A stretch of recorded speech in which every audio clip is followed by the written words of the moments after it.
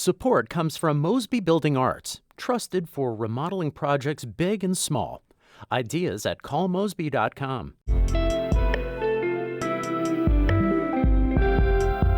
From the St. Louis Public Radio Newsroom, this is The Gateway. It's Wednesday, September 10th. I'm Abby Larico. People who are incarcerated will often spend that time behind bars preparing to have a better, more productive life when they're released. But that can be difficult when they're literally marked with signs of their past. I don't want to be 60, 70 years old with tattoos in my face. The effort to help people in prison get rid of their tattoos as part of their rehabilitation. That's coming up after this news on The Gateway. The push to redraw Missouri's congressional lines is now before the Missouri Senate. STLPR's Jason Rosenbaum has more on the contentious House debate over a map that could oust longtime Democratic Congressman Emanuel Cleaver. Representative Dirk Deaton's bill would convert Cleaver's Kansas City-based district into a GOP-leaning seat. The McDonald County Republican says the map is more compact and competitive than one passed in 2022. Our friends on the other side of the aisle have, so decided that they just so much rather be out of touch with Missouri voters than to fight for their votes. Democratic House Minority Leader Ashley Aune of Kansas City says Republicans are subservient to President Donald Trump, who pushed for the new map. But you are blindly doing the bidding of a wannabe dictator who needs to cheat to win. The Senate is expected to debate the new map later this week. I'm Jason Rosenbaum, St. Louis Public Radio. The Missouri House has also sent the Senate a proposal to make it much harder to pass some constitutional amendments. Republican Representative Ed Lewis's proposal would require any amendment put on the ballot through the initiative petition process to pass in a statewide vote and in all 8 congressional districts. Currently, a constitutional amendment only needs a statewide vote to pass. Republican Representative Bill Lucas of Jefferson County says that's not a high enough bar. To change our Constitution should be harder. It should be a little more difficult. This is not putting an undue burden on anybody, both sides, the far right and the far left.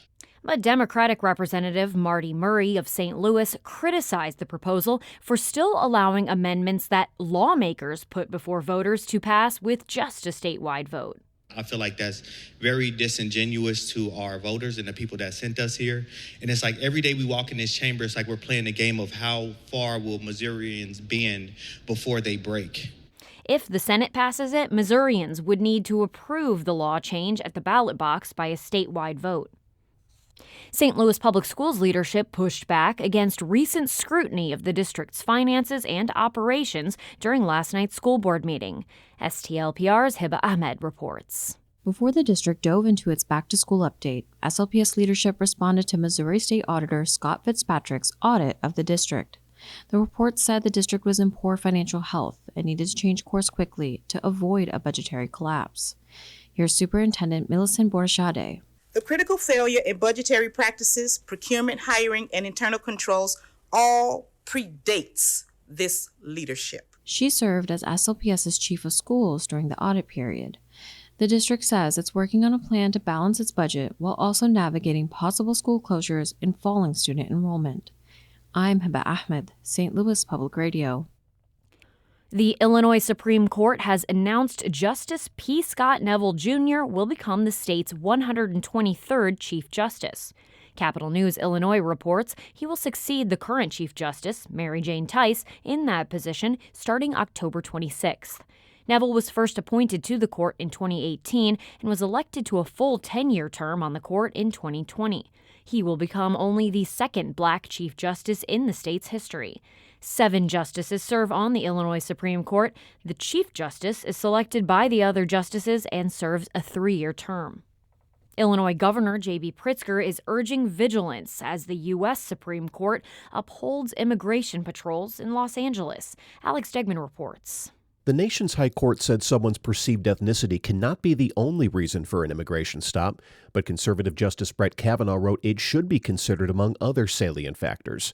Pritzker says the state cannot stop these types of patrols amid a major immigration enforcement push here, but he says residents can take precautions. Federal law trumps state law, period, end of sentence.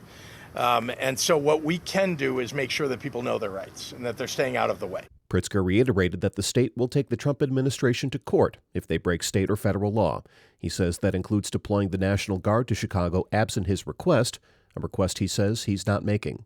I'm Alex Degman. A former attorney for President Trump, who now leads the Justice Department's Civil Rights Division, wants to undo a landmark Illinois gun law. A challenge to the state's assault weapons ban, enacted by Governor Pritzker, is now before a federal appeals court. That court is agreeing to let Justice Department official Harmeet Dillon argue against the law. Hannah Hill is with the pro-gun National Foundation for Gun Rights and says Dillon's involvement signals a shift in thinking. Harmeet has done a new thing by unequivocally stating multiple times the Second Amendment rights are civil rights. And everything that she's doing at the Justice Department is underscoring the fact that she means that. Senator Dick Durbin slammed Dillon ahead of her spring confirmation. He said she's, quote, more likely to attack civil rights than defend them. Work on improving safety along Route 100 in St. Louis has started. St. Louis Public Radio's Olivia Mizell reports on the changes coming to that corridor, including a protected bike lane.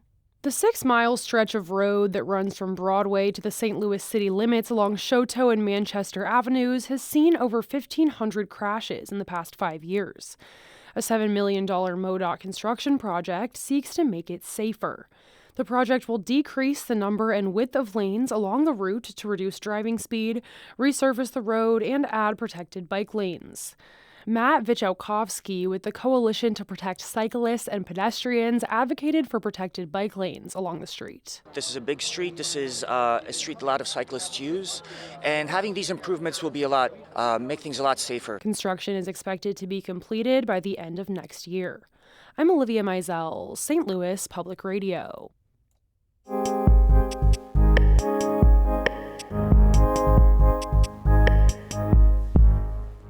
Many people doing time in prison say they're working to better themselves, but some of the problems they face with that go beyond skin deep. Lauren Frost takes us to Canton, Illinois, where an inmate has an idea for a program to help provide a fresh start. This is Adonis Veal. He's incarcerated at Illinois River Correctional Center, a prison in central Illinois. And that problem he's dealing with? His face is covered in tattoos. I think my teardrops was my first tattoo. Some gang-related stuff. Then I got the 6-star G. One is a hate symbol, though he says that's not why he got it. Adonis says ever since he began serving his sentence, he's wanted to take them all off. I want to change my circle, my crowd, and I just wanted to change my appearance because it's like I don't want to be 60, 70 years old with tattoos on my face. He has no way to remove them or cover them while he's in the custody of the Illinois Department of Corrections. I think that if guys could take advantage of that opportunity, they would. That's where his idea comes in, for a state law to establish a tattoo removal program for incarcerated people. And it turns out it's not such a wild idea. I paid a visit to Redemption Studio. It's a state-licensed tattoo parlor, and it's inside the DuPage County Jail in Wheaton, Illinois. This is a fully functional tattoo studio. We got everything we need here. This is Nick Perry, an artist with Empire Tattoos. He's working with a client named Matthew, who's been getting some gang tattoos removed and covered. At first it's kind of difficult because you've had them for a long time, and they become a part of you. But Matthew says his mind changed as he got older. He's got 3 grandkids now. And if you take a realistic look at your life, the decision doesn't only affect me, it affects my family. So as I got older, it's a lot easier to make the decision. The artists and technicians who visit Redemption Studio don't just hide gang tattoos or hate symbols. They'll cover branding marks from human trafficking, scars from bullet wounds or self-harm, anything that might make it hard for someone to move forward. This is just one program at one county-run jail. The Illinois Department of Public Health says it's not aware of any other body art studios in the state that are inside prisons or jails. But traveling studios are another option. California's Department of Corrections launched a statewide tattoo removal program in 2023. Associate Warden Melanie Bruns says they work with a contractor who drives mobile studios to all the different state prisons there. I would highly encourage other Department of Corrections to consider this. The feedback that we've gotten from our population has been nothing but positive. I mean, we have wait lists at almost all of our institutions. The Illinois Department of Corrections denied our request for an interview about whether it's considered a tattoo removal program here. Back at Illinois River Prison, Adonis hopes legislators will consider his pitch for what he's calling the Adonis L. Veal Tattoo Removal Act. In the meantime, he's finding other ways to reinvent himself. I'm like 60% better than what I was coming in. I think the other 40% to be when I hit the gate and practice everything that I learned behind these prison walls. Adonis says he's educating himself, working, reading, and trying to make the most of his time. I'm Lauren Frost. Lauren's a producer for Prison Cast. That's an audio project for people inside Illinois prisons and their loved ones on the outside. It's produced by NPR member station WBEZ in Chicago. The Gateway is a production of St. Louis Public Radio, a listener-supported service of the University of Missouri St. Louis. Music by Ryan McNeely of Adult Fur. I'm Abby Larico, and from the St. Louis Public Radio newsroom, this has been The Gateway.